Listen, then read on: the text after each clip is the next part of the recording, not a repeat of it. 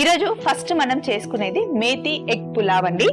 Stove on చేసి ఇందులో మనం నూనె వేసుకోవాలి. ఆకు వేసిన తర్వాత లవంగాలు, అలాగే దాల్చిన చెక్క, జాపత్రి, ఒక్క అనాస పువ్వు, బిర్యానీ పువ్వు, అలాగే యాలకులు, ఇంకా సాజీరా కాస్త వేయించుకోవాలి.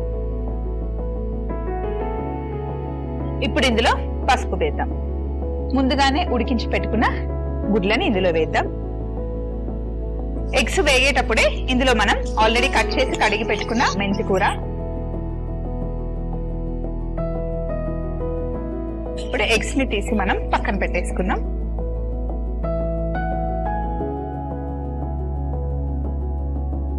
ఇప్పుడు ఈ గుడ్ల పైనే మన దగ్గర కూర కారం ఉంది, చల్లేసుకో.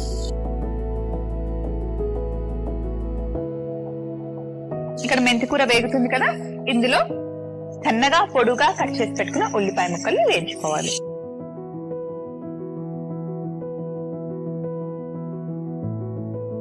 అలాగే పచ్చిమిర్చి కూడా వేసేసుకున్నాం. ఒక 3 పచ్చిమిర్చి వేసాను. ఇందులో అల్లం వెల్లుల్లి పేస్ట్, ఒక చిన్న స్పూన్ అల్లం వెల్లుల్లి పేస్ట్, ఇంకా కొద్దిగా ధనియాల పొడి, ఒక స్పూన్ జీలకర్ర పొడి, పచ్చి వాసన పోయేంత వరకు వేయించుకోవాలి. ఇప్పుడు మనం ఇందులో టమాటో ప్యూరీ వేస్తున్నాం.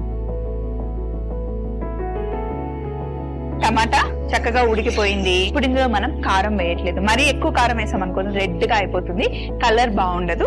అందుకని ఘాటు రావడం కోసం మిరియాల పొడి వేస్తున్నాను. ఇప్పుడు నేను ఈ కప్పుతో 1 కప్పు బియ్యం తీసుకున్నాను, బాస్మతి బియ్యం. బాస్మతి బియ్యంకి ఎప్పుడు నీళ్ల కొలత ఏంటంటే 1 కప్పుకి 1.5 కప్పు నీళ్లు వేసుకోవాలి. సో 1.5 కప్పు మనం వాటర్ వేసుకున్నాం.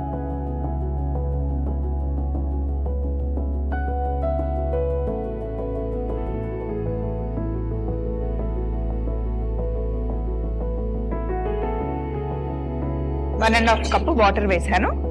ఈ నీళ్లు కాస్త వేడెక్కాలి. ఇప్పుడు బాస్మతి బియ్యం నీళ్లతో పాటు వేసేసి ఇలా బాగా మిక్స్ చేసి ఫస్ట్ ఒక 5 నిమిషాలేమో పెద్ద మంటలో కుక్ చేసుకొని మళ్ళీ ఒక 15 నిమిషాలు చిన్న మంటలో దమ్ చేస్తే చక్కగా ఎగ్ పులావ్ రెడీ అవుతుంది. ఆహా, కరెక్ట్ గా పులావ్ సెట్ అయింది.